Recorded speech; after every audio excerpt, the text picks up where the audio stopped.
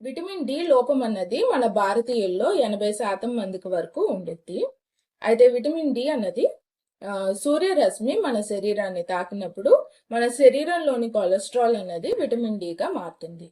Vitamin D వచ్చేసి మన ఎముకల బలం కోసం, అలాగే మన ప్యాంక్రియాస్ నుంచి ఇన్సులిన్ ఉత్పత్తి అవటానికి కూడా విటమిన్ డి అవసరం. విటమిన్ డి లోపం ఉన్నప్పుడు టీబీ ఇంకా వైరల్ ఇన్ఫెక్షన్స్ లాంటివి వచ్చే అవకాశం ఉంటుంది.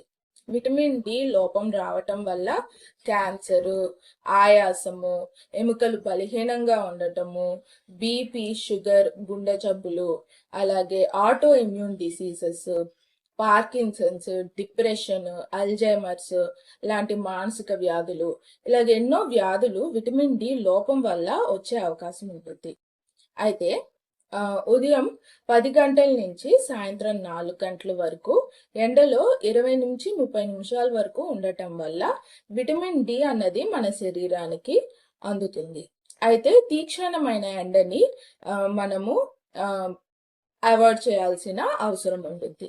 విటమిన్ డి టాబ్లెట్స్ ద్వారా కానీ ఇంజెక్షన్స్ ద్వారా కూడా అవైలబుల్గా ఉంటుంది.